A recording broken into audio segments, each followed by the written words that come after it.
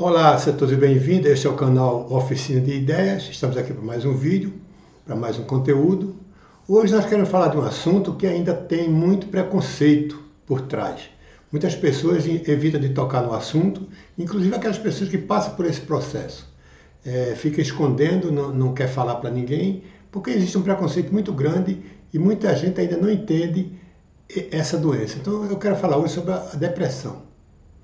A depressão ela tem sido uma doença que tem se alastrado cada dia mais no mundo e nós precisamos ter consciência disso e falarmos do assunto, não escondermos, porque aí nós vamos quebrando esse preconceito e assim ajudando as pessoas que precisam e aqueles que lidam com os depressivos possam entender melhor a questão.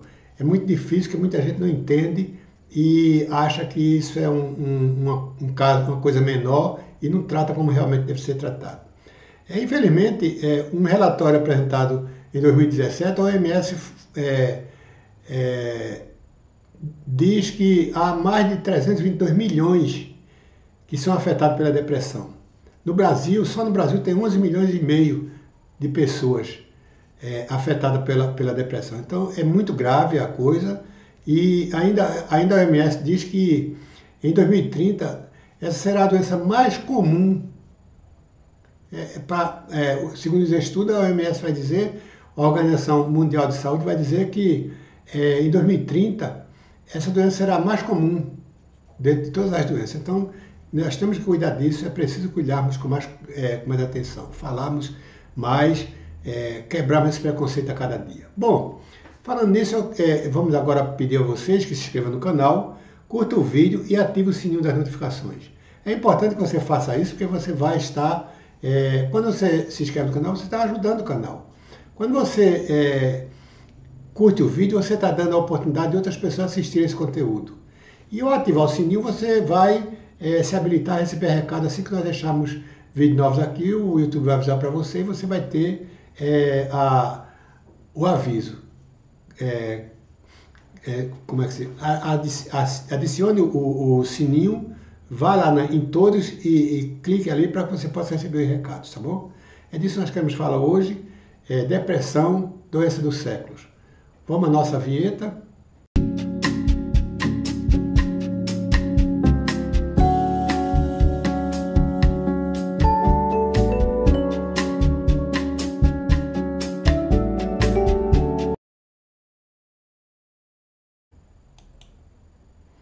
Bom, vamos lá. Depressão, doença do século. Nunca se falou tanto da doença mental, especialmente a depressão.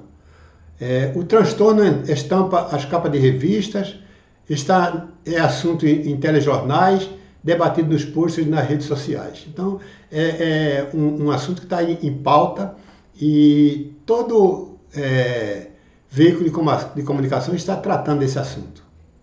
Em um relatório apresentado pela OMS, a Organização Mundial da Saúde, revelou que a depressão afeta 322 milhões de pessoas no mundo, quase a população dos Estados Unidos. No Brasil, há 11 milhões e meio de depressivos. Em 2030, a OMS estima que será a doença mais comum no mundo. Então é uma coisa que é grave e é preciso tocar no assunto. Muitas vezes a gente deixa de falar pelos preconceitos. Nós somos levados a um preconceito onde a doença, a depressão, é tratada com descaso. Inclusive com aqueles que lidam com pessoas depressivas. Muitas vezes as pessoas não vêem o grau de gravidade que existe e tratam isso com menor atenção. É preciso que tenhamos essa consciência de que a doença, os depressivos, eles estão no limiar da vida e a morte. Então é preciso que nós tenhamos cuidado como tratar, como falar com essas pessoas, para que nós possamos trazer assim um cuidado maior para cada um deles. A depressão está longe de ser a doença do mundo contemporâneo. Fernando Fernandes, médico psiquiatra e pesquisador do programa de transtorno do humor, do Hospital das Clínicas da Universidade de São Paulo, a USP, ele lembra que o transtorno já foi descrito sendo chamado de melancolia desde o primeiro tratado de medicina no mundo, já na Grécia Antiga. Então, isso não é de hoje, é uma doença que já vem há muito tempo, e muitas vezes a gente quer desassociar isso e achar que até alguns falam que isso é frescura, é falta de Deus. Não existe isso. Assim você tem um câncer porque você não tem Deus. Você tem uma diabetes aguda porque você não tem Deus, não crê em Deus. Não existe isso. A depressão é qualquer outra doença. E eu digo que é uma doença terminal. Uma doença que leva você a consequências muito mais além da vida. Então é preciso que você entenda isso e tenha cuidado com as pessoas que você lida, que vê os quadros depressivos, buscar a ajuda de um profissional, tentar levar essa pessoa para buscar a ajuda do profissional para que elas possam controlar esse transtorno, porque leva a situações trágicas. É preciso que entendamos isso. A depressão já se encontra na Bíblia, mais precisamente no livro de Eclesiastes, quando claramente Salomão, o terceiro rei de Israel, entre 966 a 926 a.C., se vê perdendo o entusiasmo pela vida. Ele começa ali a perder entusiasmo pela vida, e olha que ele era um homem rico, cheio de posse, de poder, de fama, e mesmo assim ele se sentiu um dia depressivo e começou a perder o sentido da vida, a ponto de dizer que tudo era vaidade e que era melhor morrer do que viver. Então é uma coisa que nós precisamos ter cuidado. Primeiro, o depressivo ele não pensa na morte simplesmente por se matar, ele pensa em se livrar daquela dor que ele está sofrendo. É uma dor muito intensa, e eu posso dizer isso, é uma dor que você muitas vezes não explica, muitas vezes não, você nunca explica essa dor, porque dói, é uma dor abstrata, pode até dizer assim, que toda dor são abstrata, mas é uma dor que você não sabe de onde vem. É tristeza, é angústia, é medo, é tanta coisa que você tem que você passa a não querer mais viver porque não tem sentido para você. E Salomão passou por isso. Salomão passou por essa situação. Então é preciso que nós tenhamos o cuidado de lidar com a pessoa que está vivendo esse momento depressivo, para que ela busque tratamento, busque profissionais competentes para cuidar disso. E se for necessário tomar medicamento, tome a medicação. Porque muitas vezes as pessoas dizem, eu não vou tomar medicação porque isso não vai ajudar. Ajuda sim. Eu tomo medicamento controlado há mais de 4 anos. E tenho que tomar. É preciso tomarmos, porque é para isso que está aí os médicos, os medicamentos, é para ajudar. Então você tem que ter essa consciência de que, se precisa, tome. Faça uso dos medicamentos para que você possa ter momentos mais agradáveis na vida. Tá certo? É isso que nós queremos dizer para você. Fernando Fernandes diz o seguinte: diminui o estigma, então a pessoa começa a buscar mais tratamento. Quando diminui o estigma, diminui a questão do preconceito, a pessoa começa a buscar mais tratamento. Conversar mais sobre o assunto, então a doença aparece mais, ela é mais divulgada. Nós temos que fazer isso, divulgar essa doença. Você que tem ou que lida com alguém que tem essa doença, você precisa divulgar essa doença para que as pessoas possam entender o que é isso. É uma situação complicada, onde precisamos derrubar esse preconceito absurdo, onde se acha que a doença da depressão ela é simplesmente porque você não tem fé em Deus, ou então é frescura sua. Você está se vitimizando para chamar a atenção das pessoas. Não. Como é que eu vou chamar a atenção das pessoas se eu me tranco num quarto, eu não quero falar com ninguém, não quero contato? Para mim, a melhor coisa é estar só. Não estou chamando a atenção de ninguém, estou doente. E é preciso que entendamos isso. Então, busquemos entender e botar em prática essa questão, levando a público, acabando com esse preconceito para ajudar as pessoas que tanto sofrem com essa famigerada depressão. A depressão ela tem um fator muito forte, que é o preconceito por trás dela. O preconceito vem trazendo dificuldades para as pessoas falarem, dizer do que sentem, porque muitas vezes as pessoas acham que o depressivo tem frescura, e uma das coisas que mais me impressiona é dizer que as pessoas não creem em Deus, não têm Deus. É preciso ter fé em Deus. Eu pergunto, será que quem tem um câncer é frescura? Será que quem tem um câncer é porque não tem Deus, não tem fé em Deus? Então, fica a reflexão para cada um de vocês. É preciso entendermos isso. E quem lida com depressivo deve ter cuidado nas palavras, no modo de tratar, no modo de agir. Porque em vez de você ajudar, muitas vezes você atrapalha e fecha mais as pessoas. Então é preciso você ter esse cuidado, ter essa, como é que diz, ser sensível bastante e entender a doença que é a depressão. Eu falo de mim porque minha depressão não é de hoje, é muito antiga.